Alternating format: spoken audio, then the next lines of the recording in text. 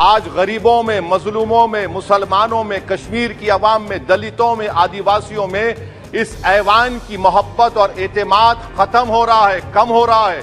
14% मुसलमान और सिर्फ 4.8 उनका रिप्रेजेंटेशन है। बताइए, हम वोट डालने वाले बन गए, वोट लेने वाले नहीं बने। कि चाणक्य ने क्या कहा था? चाणक्य ने सही कहा था। चाणक्य ने सही कहा था कि जब राज चलाने वाले व्यापारी हो जाएंगे तो उस राज के लोग भिखारी हो जाएंगे। जी, बहुत शुक्रिया सर, आपने मुझे आज एक तारीखी बहस पर बोलने का मौका दिया।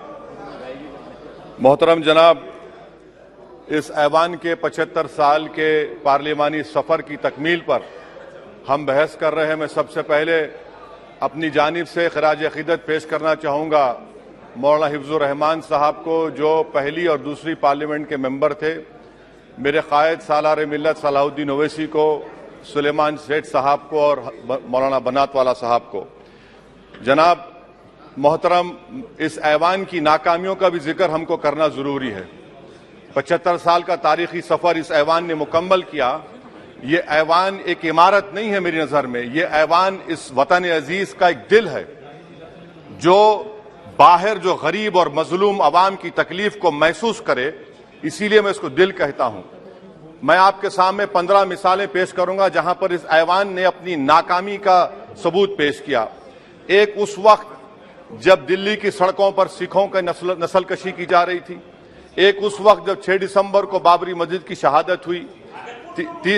आ रहा हूं भागलपुर, जिसमें रेशम के कारोबार को खत्म किया गया, मुसलमानों को दफना दिया और वहां पर फूल गोभी उगना शुरू हो गई।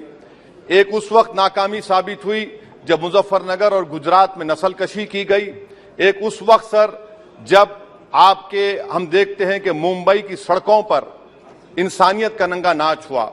एक उस वक्त जब इस ऐवान में टाडा पोटा का काला कानून बनाया गया, यूएपीए का कानून बनाया गया, आफ्सपा का कानून बनाया गया, जिसको 1 साल के लिए बनाया गया था। 58 में हम 2023 में आ गए।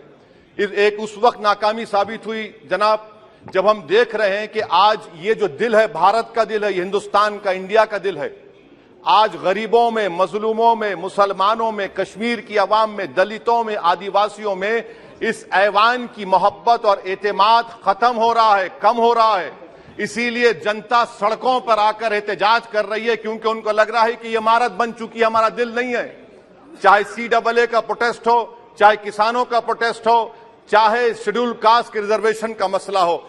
इसीलिए मैं आपके जरिए हम तमाम को मुतनब्बे करना चाह रहा हूं कि अगर हम रोडों पर इंसाफ करना जनता को अलाउ करेंगे, इस ऐवान को दिल नहीं रखेंगे, तो याद रखिए ये हमारी पार्लियामानी जमहूरियत के लिए बड़ा नुकसानदेह साबित होगा। और नुकसानदेह इसलिए भी होगा कि क्या हमको अपने ख्वाब गफलत से, अपनी जिम्मेदारियों से निभाने के लिए क्या भगत सिंह को आके बैठना पड़ेगा ऊपर कि देखो तुमने 75 साल में कैसा कानून बनाया और किसको कहां तक पहुंचा दिया। स्पीकर जनाब, इसीलिए मैं कह रहा हूं कि हम तमाम को अपनी जिम्मेदारियों को निभाना पड़ेगा। ये इमारतें ईंट से बनी हुई जरूर हैं, मगर ये इस इमारत में दिल है। इस इमारत को दिल के तौर पर बरकरार रखना पड़ेगा। स्पीकर सर, एक और मिसाल दे रहा हूं जहां पर इस ऐवान की नाकामी है। सर, अब तक लोकसभा के कितने 899 मेंबर कामयाब हुए। अब बताइए सर, पार्लियामेंट्री जमहूरियत में, शराकतदारी की जमहूरियत है, रिप्रेजेंटेटिव फॉर्म ऑफ डेमोक्रेसी में 8,992 में कितने मुसलमान कामयाब हुए? कितने सर? 520, जबकि 1070 को इस ऐवान का मेंबर होना चाहिए था। कितना डिप्रीविएशन है सर?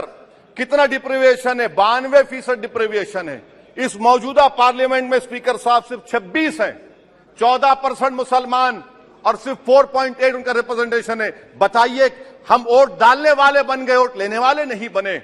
या तो हकीकत यह है कि आप वोट डालना नहीं चाहते उनको, आप सबको वोट डालेंगे, मगर जहां पर मुसलमान आएगा वो कामयाब नहीं होगा। बताइए, जब दिल में एक 14% आबादी की नुमाइंदगी नहीं होगी तो आप क्या फैसले करेंगे?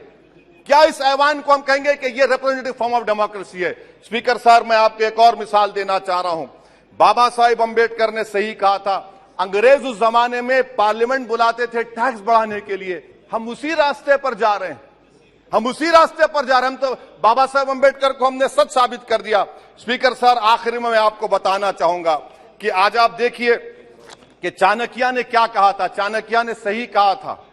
चाणक्य ने सही कहा था कि जब राज चलाने वाले व्यापारी हो जाएंगे तो उस राज के लोग भिखारी हो जाएंगे। आज ये वक्त आ चुका है सर, आज ये वक्त आ चुका है कि क्या first pass the post system इस देश के लिए सही है या फिर हम प्रोपोर्शनल फॉर्म ऑफ रिप्रेजेंटेशन को फॉलो करेंगे। First pass the post system, जिसके पास एक मजहब का वोट होगा, जिसके पास दौलत होगी, वही इस ऐवान में आ रहा है। इसीलिए हम कह रहे हैं कि आप इस जमहूरियत की नाक, कहीं ये जमहूरियत कमजोर ना हो जाए, मुझे इस बात का डर है सर। आखिर में मैं खत्म करने से पहले एक बहुत बड़े शायर ने कहा था, उस पर खत्म करना चाहूंगा कि अभी चिराग सरे राह को कुछ खबर ही नहीं, अभी चिराग सरे राह को कुछ खबर ही नहीं, अभी गिरानिए शब में कमी नहीं आई, अभी गिरानिए शब में कमी नहीं आई, निजात दीदे दिल की घड़ी नहीं आई, चले चलो कि मंजिल अभी नहीं आई। स्पीकर साहब, आखिर में याद रखिए एक बात को मैं सबसे कह रहा हूं कि पिच बदलने से गेम नहीं बदलता, गेम को बदलना पड़ेगा। आप पिच बदल रहे हैं, वरना याद रखिए जब तक हम अपने जमहूरी उसूलों पर, रूल ऑफ लॉ पर, संविधान पर अटूट अमल नहीं करेंगे, वरना याद रखिए कहीं नई इमारत भी हिटलर की राइक्सटैग की इमारत ना साबित हो जाए। बहुत बहुत शुक्रिया सर।